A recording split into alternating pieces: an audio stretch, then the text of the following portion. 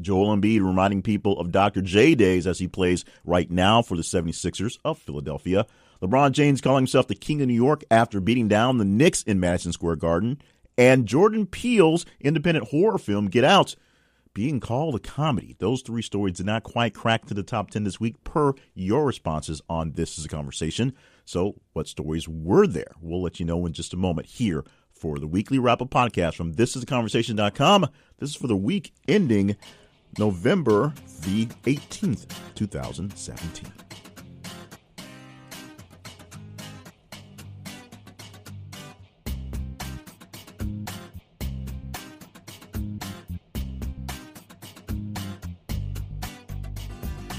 And welcome to the podcast. My name is Jay Cleveland Payne, your host for the podcast and the man behind all the goings on at the website, thisisaconversation.com. Now, at that website, we do a lot of cool things, including talk to you via conversations that are headlines. Every single day, we post headlines all over social media and our website that you get to respond to. And via your response, we come up with this top 10 podcast every single week. So 3 segments of the podcast. We start off with the top 10 stories per your response. So the more stories you responded to via your likes, your loves, your hates, your shares, your responses, and of course, just telling people about that. We tally those up, and through the magic mojo of the internet and a spreadsheet math, because I'm not very good at math, we have the top 10. That's the first segment in the show. The middle segment is what we do for right now. Today will be housekeeping, but we usually have an interview segment with a newsmaker or a news-wise person, and they'll play a game we call the Brackets. The Brackets is a game where we take the top 10 stories and we reshuffle them in out of order, so they're unfairly weighted, and we present them 2 at a time, and they basically get eliminated for a chance to talk about their top story of the week. And finally, we wrap up the end of the show with some other stories that didn't quite make it into the top 10, the rest of the top 15, and some other stories, including the almost irrelevant story of the week. This week, we had 107 distinct headlines going through, so we'll talk about that one later in the show. This week, we're not planning on having an interview segment. We're getting close to the holidays, and some scheduling things are not working out so well, so we're going to take another day to do some housekeeping, and I will do a semi-mea culpa and a semi-explanation on why 2 of the biggest stories of the week did not actually get put into the rotation for the conversation, so we'll talk about that as well. Now, to have your say in all these conversations, it's very simple to get in. All you have to do is follow us on social media. On Twitter, look for @TH_conversation.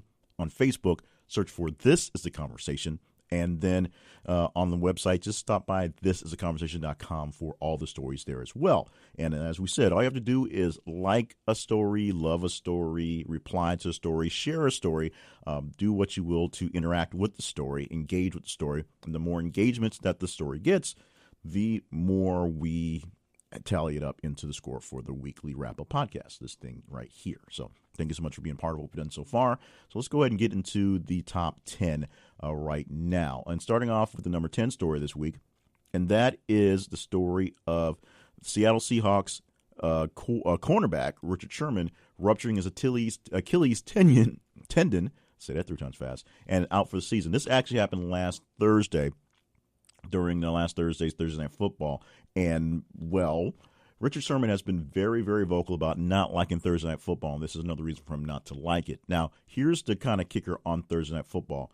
While many of the players aren't so big fans of it, and many of the watchers of football are kind of out of sorts by watching games on Thursday, especially all the weird things to do with Color Rush, and last night they had the new Sky Cam, so you had the different angles. The money is there, and the money is there because TV's paying for it. And when you break it down, every single player, since every team basically plays one Thursday night game, every single player that plays a Thursday night game gets an extra $150,000 for that one game. And that's on top of their regular contract. That's the perks of having, or the downfall of having to play on Thursday. They toss a little bit extra in your check, and that's extra money there. So most of the players say it's okay to deal with it because they're getting a little extra money. Now, your mileage may vary on that, and because Thursday games do throw the schedules off for many people, it does come out kind of weird. Your thoughts on Thursday games may or may apply here, but we know Richard Sherman is out for the rest of the season for the Seahawks. Number 9 story of the week. This one has a bump in response by about 14.5%. This one is a story that has a lot of people on the internet perplexed. Blake Shelton named your 2017 People's Sexiest Man Alive. Now, this caused a lot of different places. It caused a lot of different lists of people a lot more sexy than Blake Shelton, who in some places was described as basically a dad in mom jeans, or, a country man, fat bod, sexy guy. We even have a response from last year's 2016 Sexiest Man Alive, The Rock, Dwayne Johnson, who talked about the things he did to keep things sexy and reminding folks that he is still sexy and he is still the sexiest man alive. He just wasn't revoted for 2017. So your mileage may vary on Blake Shelton being sexy as well. Number 8 story of the week, a San Francisco soccer club folds despite winning a championship. This one gets a bump in response, about 38% on the dot, actually. Now, it's a minor league soccer club in San Francisco won its championship in its inaugural season. So that's a great thing for the players out there and people who are, quote unquote, living the dream, trying to stay alive in the soccer world. Just get noticed some there, and at least still keep active, still playing. Most of these guys don't have much of a chance going to MLS or even going overseas, but they're still doing what they love, still doing great things, and still entertaining the masses. Except this club wasn't entertaining anybody and could not make the payroll. It just ran out of money, ran out of funding, couldn't payroll for the rest of the summer to get to the next season, and they completely fold, even being the best team in that league, folding after one season. Go to the number 7 story for the week. This one gets a bump in response, about 4.3% from the number 8 story. Tennessee fires Butch Jones after blowout loss at Missouri. And this is one that has close to home implications to me at home base in Little Rock because, well, let's start with the story here. Butch Jones was the head coach of Tennessee football, the University of Tennessee. They got lost to Missouri. They lost to Missouri. They got beat by Missouri pretty bad. Missouri, not known for having a very good football team for the past couple of years. They've seen some sparks of life, but mostly they've been the butt of jokes and the baby brother of most teams, essentially the foil by default. Although, every team on any given Sunday or Saturday in this case gets a chance to win. But they don't really get a chance to blow them out like they did to Tennessee. And from that, the next Sunday, Butch Jones was fired from that job. Now, this is something that has implications here because Missouri last year beat the team in the state I'm from, the state team, the University of Arkansas, on the last day of the season. There's a rivalry game called the Battle Line Rivalry for a big, really ugly trophy where Missouri had basically tanked the entire season, and Arkansas was looking to flip-flop to make a decent season, and Arkansas got demolished in the second half of the game. Basically didn't show up out of halftime. This year, Arkansas is looking at possibly firing their coach for just having another bad season. In Missouri, of course, the last game of the year. This game coming up in next week, the rivalry weekend, may seal the fate of Coach Brett Bielema for Arkansas, or his fate may already be sealed. It might just be waiting the game out. We don't want to lose a bad game to Missouri, but they've been losing a lot of bad games to everybody else here in Arkansas. Now, the number 6 story gets a bump in response, 4.17%. 3 dead, students injured after shooting in multiple locations in rural Northern California. Early this week, there was a shooting that had happened in rural California, a rural district where a man essentially just went off his rocker and went on a shooting spree and ended up at a local elementary school. 3 students died in the attack, but the good news about this was that if there is any good news, there's a lot of praise given to the teachers who went into the protocols for active shooter instantly, and were able to eliminate the young man and, of course, keep the casualties down to a minimum. So there were many people injured in this, but not as many people as there could have been. And, of course, only 3 students dead in this entire attack. The number 5 story for this week, this gets a bump in response, about 4.89%. It goes to Sylvester Stallone now getting his shot at the Weinstein treatment.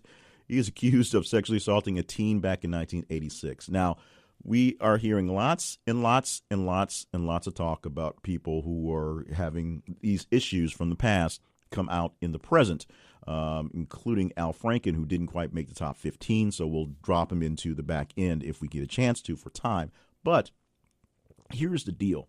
It got really, really weird after Kevin Spacey was, of course, outed and outed for what he did to the actor back when he was 14. And now we're hearing a lot about actors who've had their dabblings in this issue of sexual harassment, sexual assault with teenagers. Sylvester Stallone, just the latest one to drop out of the sky, essentially. And we'll find out more about how this thing actually plays out. But just a few days ago, Sylvester Stallone was accused of sexually assaulting a teen, and this happened, of course, back in the 80s.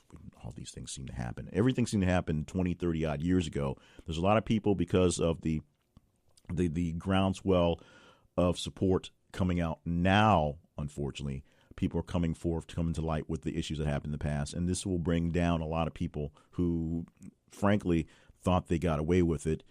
We're finding out you don't really get away with things eventually. At some time, the light gets shone, lights get shined on, and the darkness dissipates.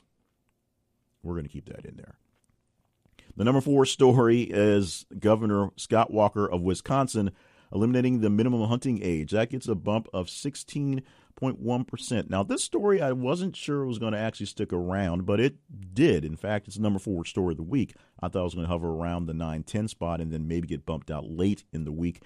But no, Governor Walker does something pretty cool for Wisconsin kids, and there's no more minimum hunting age. So while that doesn't mean a 5-year-old can go wandering around the woods by himself with a rifle, that means families who are really into the hunting spirit can now take their kids to deer camp and go through all the iterations. And as long as all safety actions are required, all safety actions are taken care of, allow younger children to be a part of the sport of hunting. Whether you agree or disagree with the sport or if it's a sport or not, hunting is a very big thing for people in the South, in rural areas, and it's something that bonds a lot of families together, and it's a very popular and very lucrative sport, if you will, for people who deal with the hunting and all the garb and what's going on, and the gear and equipment, of course. So Governor Walker eliminates the minimum hunting age for Wisconsians, the folks of Wisconsin. So now they can be a growing sport for even younger people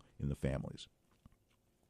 The number 3 story this week gets a bump in response, 5.1%. And this one we posted late yesterday. We were having some debate over whether to actually keep it in because it technically falls in line with today's stuff. And we were trying to trim up some of the stories to make less of the overlap stories. But we figured, what the heck, go Friday to Friday. Tourists in Kazakhstan were arrested for wearing Borat mankinis. So if you remember the movie Borat with Sacha Baron Cohen playing Borat, the journalist from Kazakhstan, just basically wandering through the states, playing this character, goofing on people, and he spent some time on the beach wearing this mankini thing that was basically a rubber band with straps on the shoulders because he was from Kazakhstan. Some American dummies wandered through the streets of Kazakhstan wearing the Borat garb and, of course, got themselves picked up for that and had a stern talking to. Nothing too serious in that one, but the whole thing was pretty much ridiculous, and it shows why people think of us oftentimes as ugly Americans in more ways than one. Number 2 story for this week goes to Tiffany's. It gets a bump in response from the 3 story, 3.82%. This story is on Tiffany's opening a 4th floor cafe with breakfast on the menu. Yes, now, or at least very soon, you can have actual breakfast at an actual Tiffany's, the Tiffany's flagship store in New York City. You can go up there for breakfast at Tiffany's. That's going to be a pretty big thing. They're doing so many things in the area for Times Square in New York to keep the tourists coming, keep things fresh there, as some of the industries and some of the stores there. The stores are becoming a bit more irrelevant because of internet shopping. You buy all these things online and for much cheaper from certain places, but the experience is what they're growing on, and so now you can have breakfast at Tiffany's. Maybe not any time you want. Maybe the menu's kind of limited, I'm sure, but there is now a chance to actually go to Tiffany's and have breakfast. And the number 1 story of the week, this gets a bump in response from 2 to 1, 73.9%. It actually is a bump from the 10 story, 296%, and from the almost irrelevant story, 13,776%. And not that we know very much about this, but a Hall of Fame porn star dies at the age of 35. Her name was Shyla Stiles, and that's all we're going to really say about that. A big name in the industry, Hall of Famer, and at the age of 35, I guess the Hall of Fame for porn stars is a little limited, I guess, especially since no one really knows who they are, or at least no one will admit to that in public who they are. But the death of Charlotte Stiles, shocking the porn world, Hall of Fame star, dying at the age of 35. And those are the stories, the top 10 stories for this week from This Is the Conversation per your response. Now, for next week, to be a part of this top 10, to make sure that the stories you like, love, or hate get in here, all you have to do is follow us on social media. Look for th_conversation on Twitter. Look for This Is the Conversation, and the whole thing, This Is the Conversation, on Facebook. Of course, make sure that we're set to come up in your feed. And just go by our main website, thisistheconversation.com, and check out the stories that list there as well. As you respond to the stories you like, you love, you share, you talk about them to other folks, they get more engagements, and the more engagements get added into a spreadsheet from all of the platforms. They get tallied up, and we tell you which ones get the most love for the week. This one happens to be Charlotte Stiles, the dead porn star. I'm not going to judge. We're just going to move on from there. So coming up in just a bit, we're going to do some house cleaning today, including talk about why two of the biggest stories that hit the internet this week did not get into this listing. I'll give you my explanation, and then you can tell me if you believe it or not. That's coming up in just a moment from the weekly wrap-up podcast from thisistheconversation.com.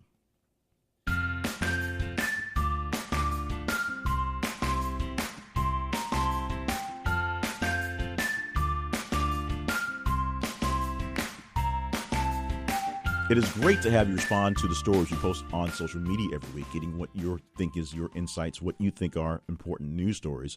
But it might be even greater for you, definitely greater for us, if you wanted to join our conversation survey panel. What is this conversation survey panel?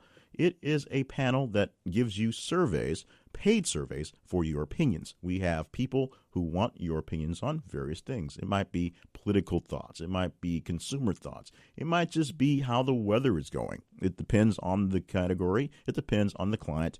And it depends on you. Now, the big reason why we created this survey panel was I was personally frustrated with doing surveys online, from having to requalify myself every single time I was given the chance to do a survey. In fact, doing 2 or 3 qualifying surveys over and over again, because there's only a handful of actual survey companies with a couple of different hands in survey names. So you may redo the same survey 3-4 times for the same company, and then eventually find out after going through the process, you don't qualify for the 20-cent paying survey, and you spent about 30 minutes re-qualifying yourself. So we send you a survey link, and you do the survey, we will pay you whatever the link says, just like that. You qualify yourself by doing the survey at the initial application, which is just a quick form, at thisistheconversation.com/survey panel. It asks you some questions for demographics. We figure out from there which ones we should send you surveys to. We may send you additional free surveys just for information, and additional surveys that will tell you we're looking to farm down some demographics.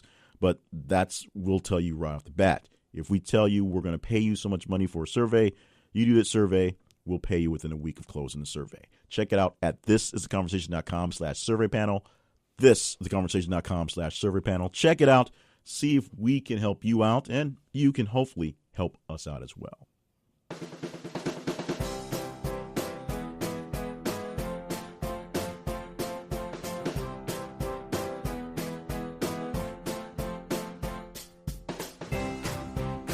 So how are we doing?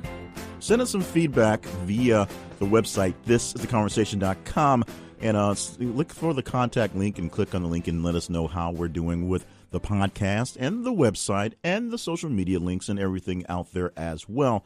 Let us know how well we're doing, how not well we're doing. And, of course, you can always go to wherever you get your podcast from and leave ratings and reviews. Apple Podcasts or iTunes or whatever it exactly is called these days is still the granddaddy of them all, because that's where one sends folks to, and people assume that Apple's the way to go. But remember, there are plenty of people on the Android platform and various other different apps and different podcast catchers that prefer to use it on other things, so you can check those out as well. Most of those have some way to respond to which was which, so you can leave replies, reviews, whatever. But the best thing to do is just go to the website and leave reviews right there on the website, on the link for the podcast in the podcast post there for us.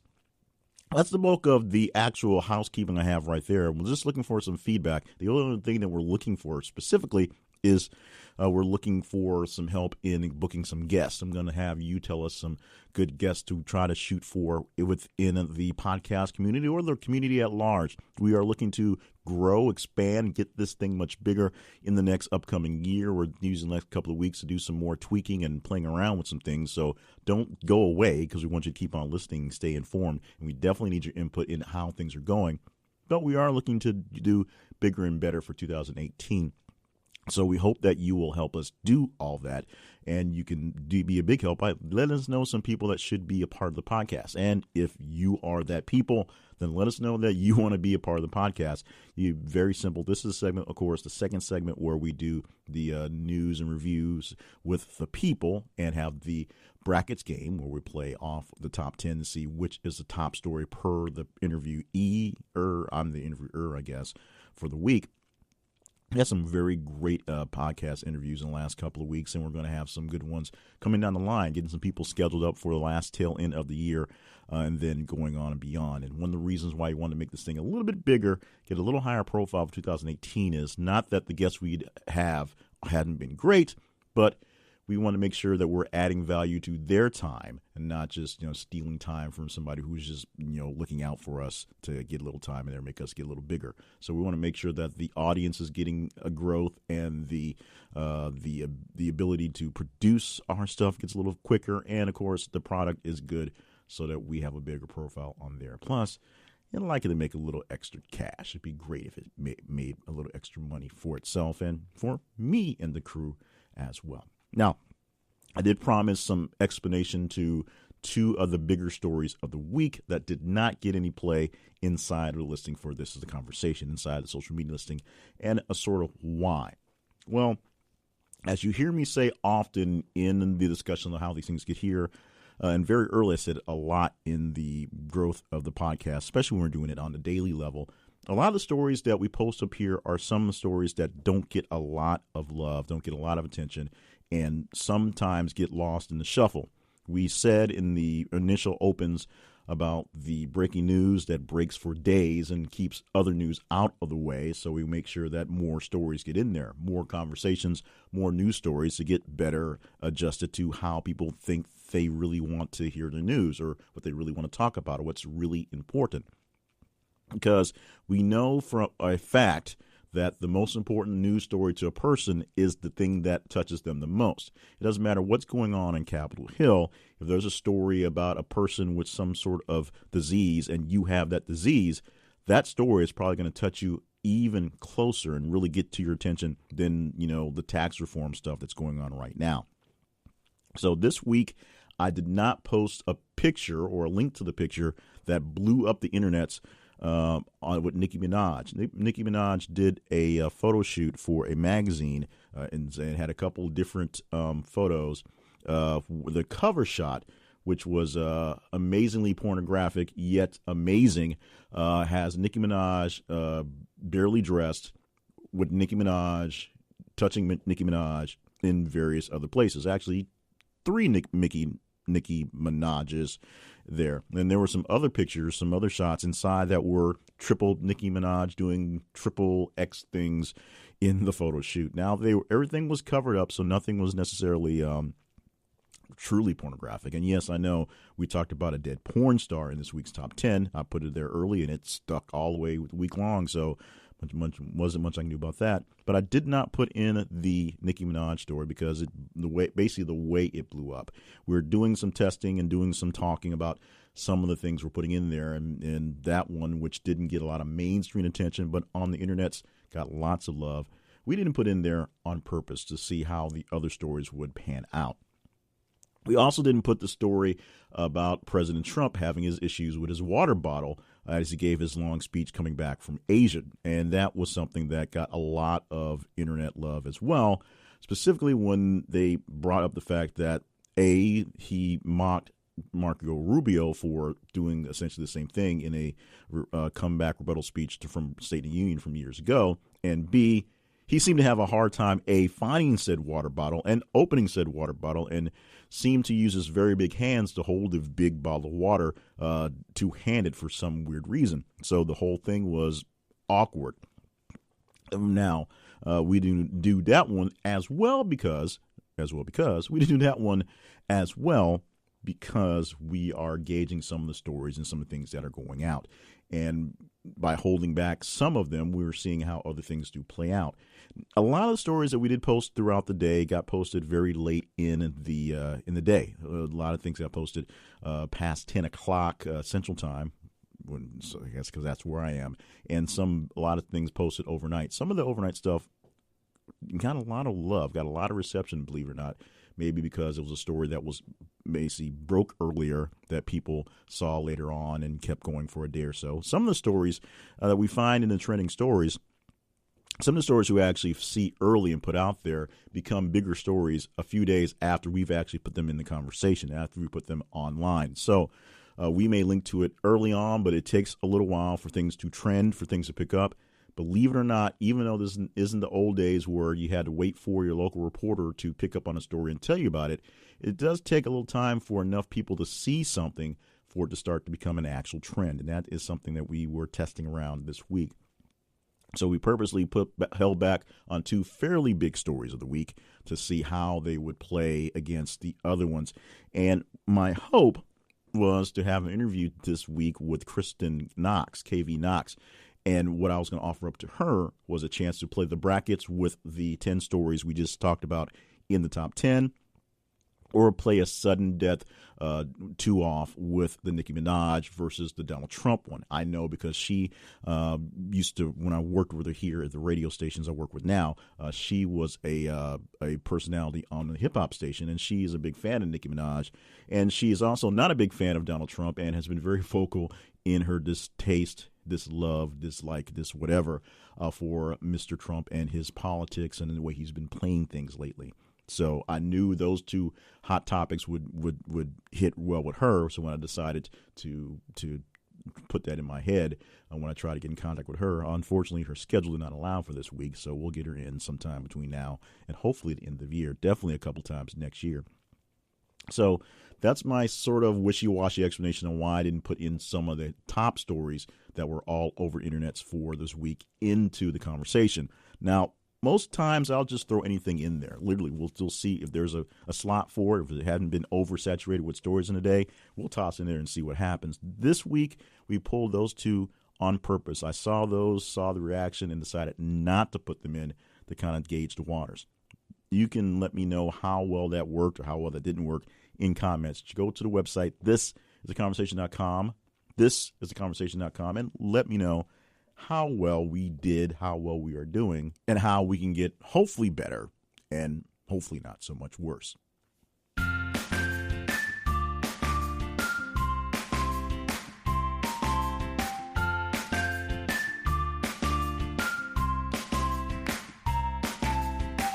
Once again, our spotlight sponsor is Coffee for Less. You can see a great deal for what they give you, which is simply coffee, and it's simply for less, by going to our website, thisisaconversation.com/coffee for less. And why do they keep popping up as such a great deal? And of course, one of our big sponsors every week. Well, we drink a lot of coffee. The folks that help me put this together is a team of two people plus me who work on the back end of This Is a Conversation, and we like coffee. So at home, in the home office, so the folks who work around, we make sure there's plenty of caffeinated things going on. Now, as we have been saying, the holiday seasons are coming, and you're probably looking for your needs to be taken care of for Thanksgiving, for Christmas, for New Year's, for after New Year's, for all the holiday parties going in between. And you'll probably need a lot of coffee to go with a lot of things going on. There's baked goods, there's good goods, there's meats, there's sweets, there's all sorts of stuff. And all around, there'll be plenty of sipping of coffees and teas and ciders and all that. And Coffee for Less has all that in any form you're looking for. If you're a Keurig person, they have the K-Cups for whatever taste you have. If you're a whole bean person, They've got beans. They've got ground. They've got various different things. They've got packets. They've got instant. They've got full brew. They have machines to take care of your coffee needs. If you have a business and need a industrial type coffee maker, they can hook you up with that as well. So we can hook you up with a great deal from Coffee for Less by going through our website. Go to thisisaconversation.com/coffee for less, or of course, click on the sponsors link and click on that sponsor or any of our big sponsors for This Is a Conversation. But right now, I need you to hear me about the great deal you get by checking out Coffee for Less via us, because we know the world runs on coffee, and they can help you take care of your coffee needs for a whole lot less money.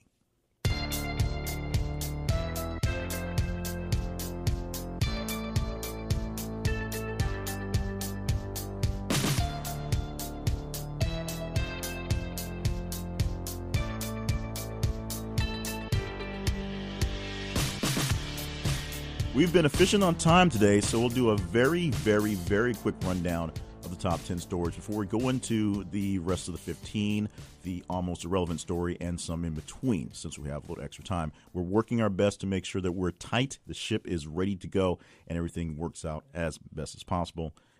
So says me, I guess. So going backwards from a 10 to 1 very quickly for the week's stories. The number 10 story was Seahawks cornerback Richard Sherman ruptures Achilles tendon and is out for the season. Number 9, Blake Shelton named People's 2017 Sexiest Man Alive. Number 8, the San Francisco Soccer Club that folded despite winning its championship in its inaugural season. Number 7, University of Tennessee firing its head coach Butch Jones after being blown out by Missouri. 3 dead and many students injured after a shooting in multiple locations in rural Northern California. That happened for the number 6 story. Sylvester Stallone being accused of sexually assaulting a teen in 1986, the number 5 story this week. The number 4 story, Governor Scott Walker eliminating Wisconsin's minimum hunting age. Number 3 being the tourist arrested in Kazakhstan for wearing Borat mankinis in the streets. Number 2, Tiffany's opening a 4th-floor cafe so you can have breakfast at Tiffany's for real. And the number 1 story for this week was Shayla Stiles. She is, or was in this case, a Hall of Fame porn star who died at the very young age of 35. Those were the top 10 stories for this week. Rounding out the top 15, the stories that didn't quite make it into the highlights. Starting off with Joel Embiid, who was a big showing for the system, the program, the plan, I guess you could say, that the Philadelphia 76ers and the NBA had by stockpiling number 1 picks and then tanking another year to get another number 1 pick, then tanking another year to get another number 1 pick, so that it'd have a bunch of young talent at some point that would just blow people out of the water. And that's what they have right now. Joel Embiid, who was drafted a few years ago, had to sit out a while for some injuries. And now the young 76ers are looking very great. In fact, in that game, the 76ers basically punked the Lakers. Joel Embiid essentially punking the new drafted star for the Lakers, that being Lonzo Ball, who did not have such a great game. Meanwhile, Mr. Embiid had numbers. The first time somebody had a quadruple-double of that magnificence since a guy named Julius Erving, not Irving Magic Johnson, but Julius Dr. J. Irving played for the Nets. So I said 76ers, but I meant the Nets. So yeah, I messed that up completely. Meanwhile, the number 12 story for the week sticks with basketball and sticks in the area with LeBron James, who's dubbed himself King James, of course, dubbing himself the King of New York after a pretty colossal win in New York City at Madison Square Garden over the Knicks. However, they are still the Knicks. It is very early in the season. Many people pointed out that it was really Kyle Korver who really kind of came back in the fourth quarter to bring them back. And, well, just LeBron here in general jumping on LeBron. That was a big deal for the weekend. And plus, they still think that Kristaps Porzingis is the real king of New York, even though he's still a little bit young on the rookie wing. So we'll see how that works out on the grand scheme of things. But LeBron James, of course, taking some selfies, riding the subway with the hood on, just hanging out in New York City, I guess. Number 13 story of the week goes to Get Out, in Jordan Peele's horror film, which really shocked a lot of people in its content. It essentially was an overt call to racism and classism in the story where a young black man is essentially kidnapped and sold to be used in a body snatcher type situation where an older white man would take over his body. It was dubbed as a horror film, and when it came out, people were kind of weirded out that Jordan Peele, the comedian, was doing this film, and it got a lot of rave reviews. It was a very good movie. And now the movie may be up for some awards. Great thing. Golden Globes may put it up in the comedy category. Not such a great thing. So even when we get some pub, we get misunderstood there. We'll see how that goes as well. The number 14 story, also a media story, where Rupert Murdoch is interested in buying CNN. The Trump administration may force AT&T to sell company assets as it's waiting for a big merge to come through with Time Warner, and one of the big pieces could be CNN. It might be because CNN is one of the banes of Trump's existence. It might just be because the FCC and the administration sees monopoly all over these things, and maybe they're trying to do something to nip it in the bud. We'll see how that comes up. Rupert Murdoch have actually been talking about buying CNN for a while. What if it would happen, and what would happen to it? That's a big question mark there. Number 15 story actually stays British, believe it or not. A missing British explorer named Benedict Allen was found, quote unquote, alive and well in Papua New Guinea. Now, an explorer who was meant to go to another country, I believe it was Sweden, to give a speech, missed his flight and could not be found. And then a few days later, through some tracking and some communication and back and forth, he was found, and we have proof of life, and he's actually doing pretty well, hanging out with a group of natives about a few miles away from an airfield, well away from where he was. Now, the big issue is communication, because the people, essentially it's a 2-hour trek from where the man was and the local batch for communication. So communication has been a little spotty, but he should be back on his way back home and dealing with some issues with the wife on scaring the bejesus out of her and the family about being missing. But he's alive, he's well, he's fine. He's just hanging out with the natives, the real natives in the nation. Now, let's go to the almost irrelevant story of the week. This one in our stretch from Friday to Friday had the least amount of responses. And this one, in a landmark 3-2 vote, FCC relaxes rules limiting local media consolidation.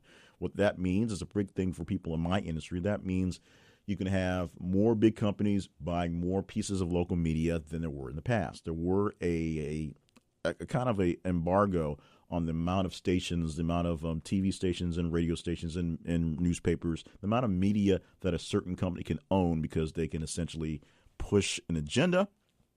The reason why this is kind of a big deal in my industry, that means there's probably more of the bigger companies will buy out some more smaller companies. The reason why it's a big deal for you is there are some issues with some possible consolidation. The AT&T Time Warner one was just one example, where big companies will control the mass majority of the medias in all the markets, and so they can push their agendas, their products, their whatevers. That's something to worry about. But this one did not get very much response for the week. We only compare it to the number one story, and the number one story, of course, 13,766% more engaged than that one, but that's just how it goes. Now, in no particular order, with the time we have left over, we're going to go through a couple of different other stories. Liz Smith, the syndicated columnist, gossip columnist, dies this week at the age of 94. Bill Gates, who has a lot of money and is giving a lot of it away, is giving $100 million, I should say, directly for the study and fighting Alzheimer's disease. That one coming out this week as well. Shepard Smith of Fox News did something that may not be popular for his buddies. He actually debunked a story that the talking heads were jumping on. That was the Hillary Clinton scandal, the Uranium One sale deal. He essentially used news tactics and broke it down as a news story to tell people what exactly happened.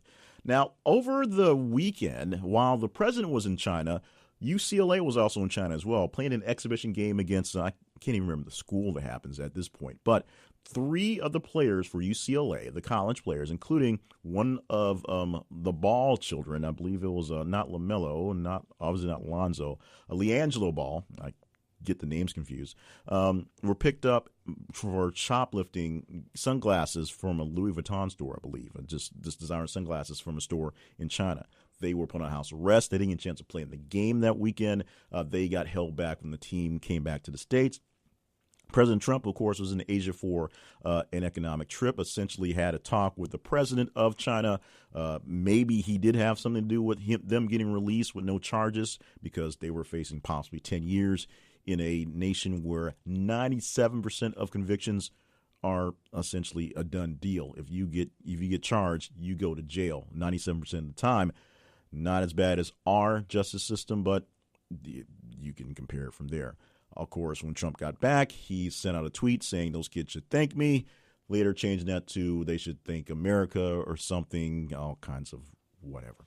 If you missed it, and you probably did, there's a new nation, a new space nation called Asgardia, and it's barely there. It's right now there's a small microsatellite that just has the data for the quote-unquote citizens of Asgardia. There's nowhere in space for them to live. They're essentially waiting for a platform such as the ISS to kind of start building on it, but they have plenty of grand designs and grand plans. And there's about 150,000 quote-unquote citizens, people who signed the petition to be a part of it, and they're just waiting for a place to go, literally a place to go.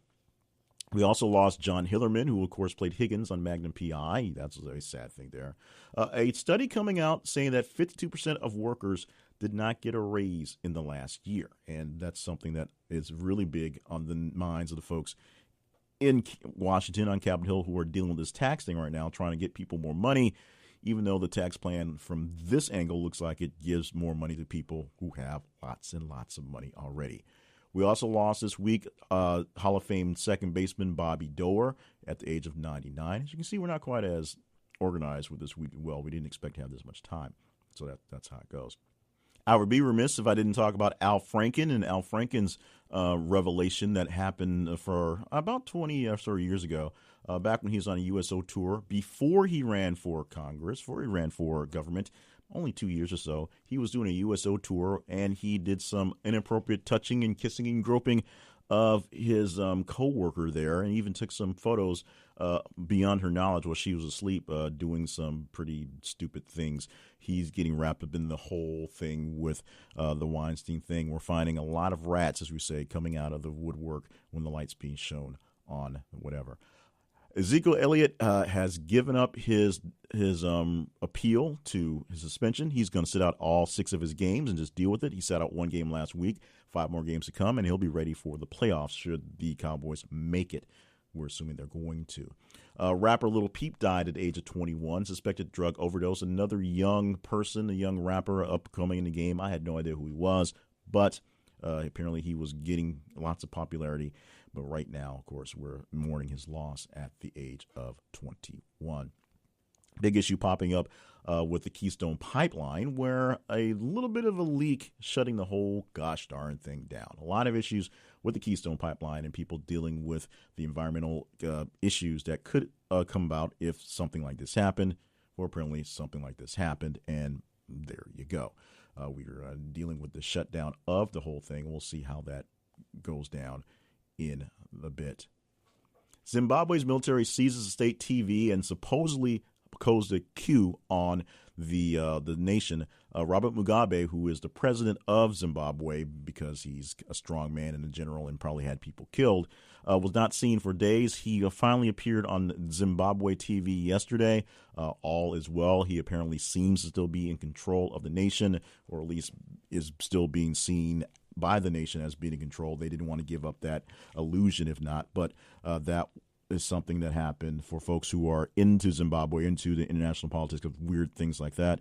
And there's a lot of weird things in that one. Speaking of weird, Donald Trump was sentenced to death by the North Korean government for insulting Kim Jong-un while he was in the Asia Pacific tour. He said a couple things, and it was weird because he was really kind of mild-mannered and cool about a bunch of stuff until he had a one-off on Kim Jong-un, and bam, there you go. So the government of North Korea have sentenced him to death, but first they have to actually get him to North Korea.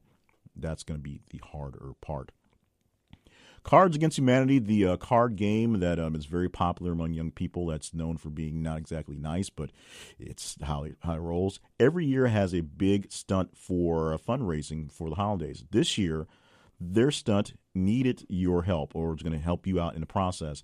They bought a big chunk of land right on the Mexico-United States border, and they are preparing to sue, if necessary, to keep the wall from being put on that land.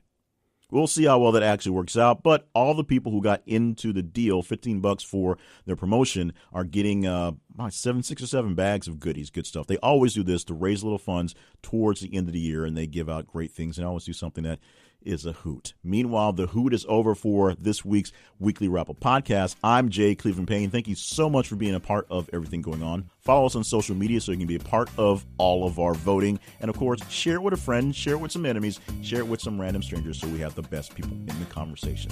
Until next week, we'll be back for more great conversations and more great news stories with you.